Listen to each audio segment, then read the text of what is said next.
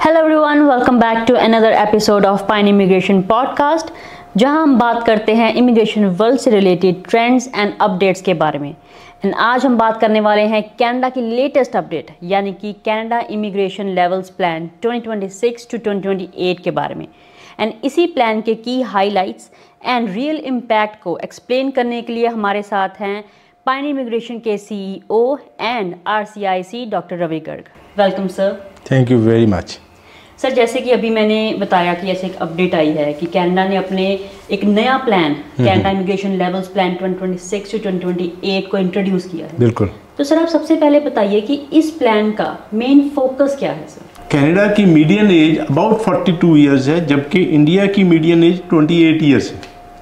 That means most people in Canada are of 42 years age, जिसको के lower करने के लिए 2009 से SPP स्टूडेंट पार्टनर्स प्रोग्राम, जो कि 2018 में SDS में कन्वर्ट कर दिया गया, और फॉरेन वर्कर्स को इतने ज़्यादा नंबर्स में 2009 से लेके जाया गया कनाडा में कि 2024-2025 में रिसेशन के दौरान वो एक बिग नंबर कनाडा को बोझ लगने लगा।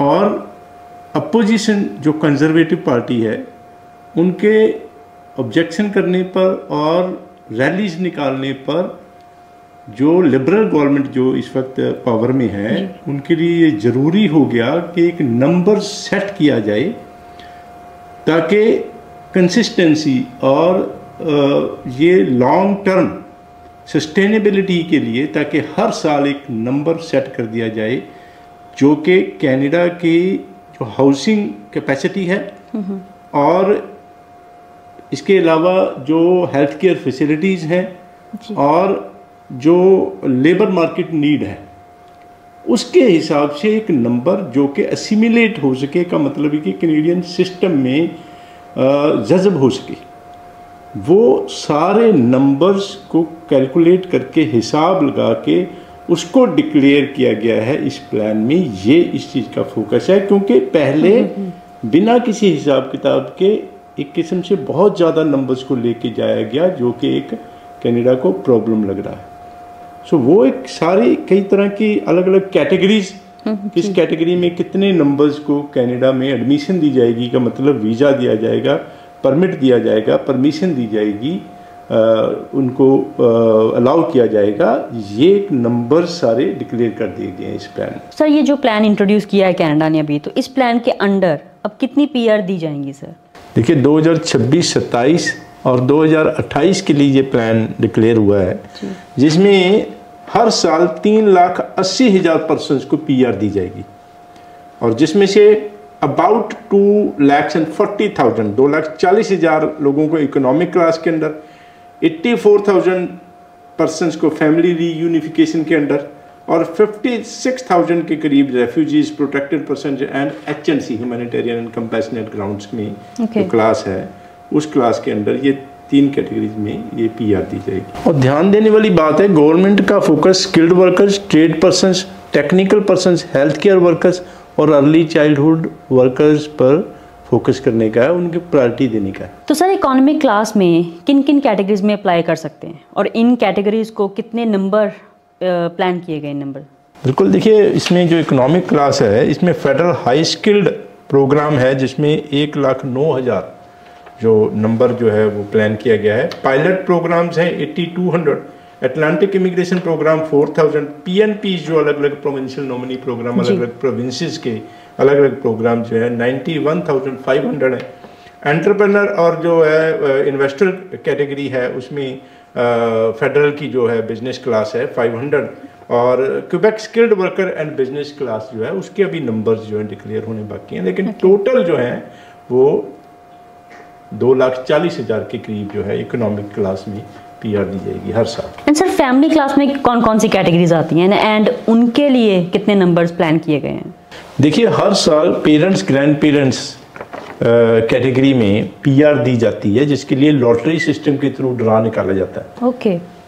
उसके लिए 15,000 every year, spouses, partners and children के लिए। जी। जैसे जो लोग कनाडा में PR सिटीजन है, वो अपने स्पाउसेस को जो है स्पॉन्सर कर सकते हैं एज PR, और अपने पार्टनर्स को live in partner, live in जो रिलेशनशिप वाले हैं या डिपेंडेंट चिल्ड्रन जो 22 ईयर्स की एज से नीचे हैं, वो ऑटोमेटिक जो है वो डिपेंडेंट चिल्ड्रन माने जाते हैं, उनको स्पॉन्सर कर सकते हैं पेरेंट्स PR के लिए। तो उनके लिए जो है ये जो स्पाउसेस, पार्टनर्स एंड चिल्ड्रन के लिए 69,000 टोटल, जैसे मैंने पहले बताया था 84,000 जो फैमिली रीयूनिफिकेशन पर्पज से फैमिली क्लास में हर साल PR दी जाएगी। एंड सर जो टेम्परेरी रेजिडेंट्स हैं जैसे कि स्टूडेंट्स एंड वर्कर्स, सर उनके लिए कितने नंबर्स प्लान किए गए हैं?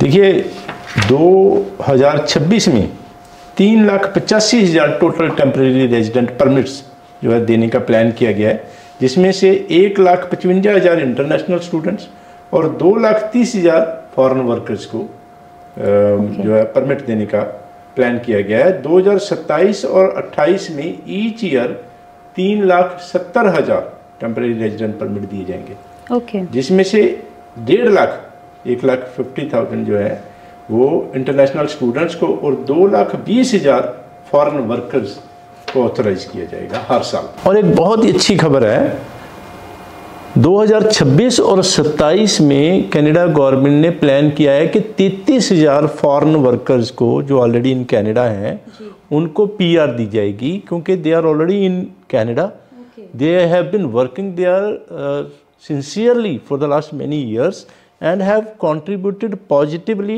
towards the Canadian economy। और ये देखिए चीज़ है कि अभी ये प्लान नहीं किया गया कि किसको PR दी जाएगी, क्या कंडीशंस होंगी। आई प्रे के जो इंटरनेशनल स्टूडेंट्स हैं जिनके पोस्ट ग्रेजुएट वर्क परमिट ख़त्म होने वाले हैं, उनको अगर ये दी जाए तो उनके लिए काफ़ी ज़्यादा बेनिफिट रहेगा और वो they will be able to stay in Canada permanently. जी सर, जो इंटरनेशनल स्टूडेंट्स हैं ये किस कैटेगरी में अप्लाई करते हैं एंड इनके लिए कितने नंबर प्लान हैं सर? देखिए इंटरनेशनल स्टूडेंट्स जो है express entry, provincial nominee programs, RCIP, अलग अलग पायलट्स प्रोग्राम्स के थ्रू ये PR अप्लाई करते हैं, जो कि इकोनॉमिक क्लास जो हमने पहले डिस्कस की थी उसका हिस्सा है। और बाकी जो है ये इंटरनेशनल स्टूडेंट्स या अलग अलग कैटेगरीज में जो अप्लाई करते हैं, इसके अलावा जैसे मैंने बिजनेस और इन्वेस्टर क्लास की बात की थी, क्यूबेक स्किल्ड वर्कर्स की बात की थी, ये सारी जो कैटेगरीज को मिला के जो इकोनॉमिक क्लास में जैसे मैंने पहले बताया 2,40,000 नंबर जो है सेट किया गया है दिस ईयर का, मतलब जो है 2026 ईयर के लिए। और उसके बाद जो है थोड़ा सा वेरिएशन है 2027 के लिए, 2028 के लिए, ईच ईयर ऑलमोस्ट इतने ही जो है वो PR दी जाएगी इस कैटेगरी में। सर कनाडा में जितनी स्ट्रिक्टनेस चल रही है, व्हाट डज इट मीन कि अब कनाडा बंद हो गया है या फिर जो स्टूडेंट्स हैं उनका फ्यूचर कनाडा में नहीं बन पाएगा? देखिए जैसे मैंने शुरू में कहा था कि ये जो नंबर्स जो प्लान किए गए हैं जी, ये स्ट्रीमलाइन करने के लिए और रीएडजस्ट करने के लिए किए गए हैं, ताकि आने वाले टाइम में स्टूडेंट्स को वहाँ की हाउसिंग फैसिलिटी और हेल्थ फैसिलिटीज़ और जो जॉब्स हैं जी, उनको लेने में बेटर एटमॉस्फेयर मिले। और जो 1-2 साल मैं समझता हूँ कि गवर्नमेंट की जो स्ट्रिक्टनेस एम्बेसी की है वो थोड़ी बैड फील हो सकती है, but this is for a better future का मतलब आने वाले टाइम में ये एक बेटर फीलिंग देगा, ताकि बेटर एटमॉस्फेयर और बेटर करियर प्रोस्पेक्ट्स जो इंटरनेशनल स्टूडेंट जाते हैं उन्हें मिल सके। और ख़ास तौर पे देखिए जो स्टूडेंट्स 2 साल का कोर्स लेके जाएं, जो आई हाईली रेकमेंड के 2 साल का कोर्स लेके जाएं, या एक साल का अगर कोर्स लेके जाएं तो जाने के बाद 1 साल का और ले लें, ताकि उन्हें 1 साल के 2 कोर्स करने के बाद 3 साल का पोस्ट ग्रेजुएट वर्क परमिट मिले। जिसमें के 3 साल का पोस्ट ग्रेजुएट वर्क परमिट लेने के बाद PR के लिए सफिशिएंट टाइम मिल सके, का मतलब 2 साल की स्टडी और 3 साल का post graduate work permit, and so they will be having 5 years time to get their permanent, to apply their permanent residence.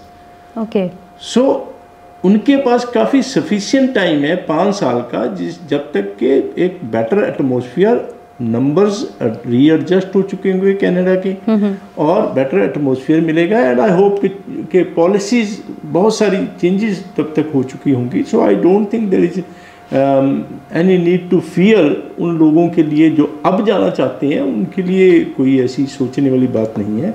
And they should go had. और हमने बहुत सारे पॉडकास्ट जैसे पहले कर चुके हैं कि व्हाट मेक्स कनाडा अट्रैक्टिव।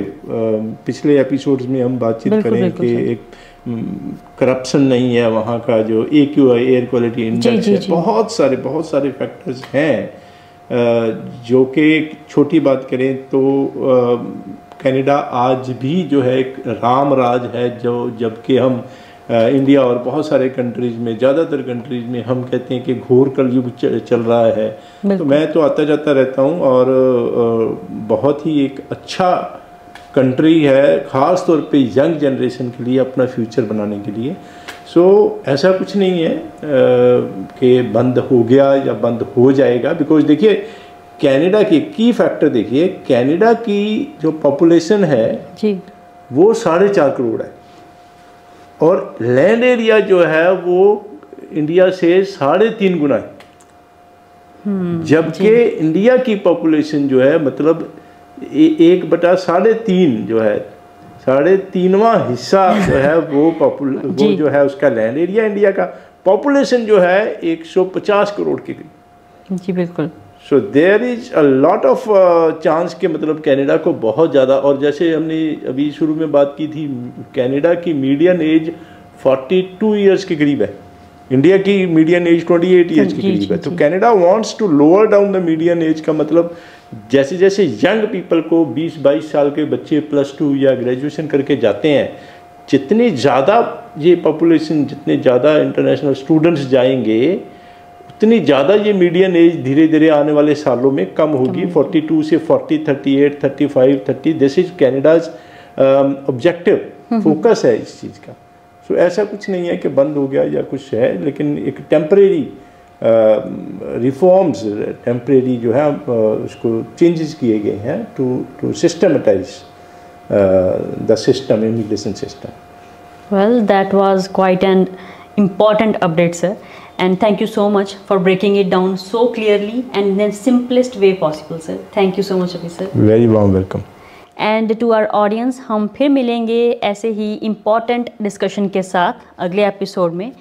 तब तक बने रहें पाइन इमिग्रेशन के साथ, लेकिन stay motivated and keep moving forward. Thank you for watching.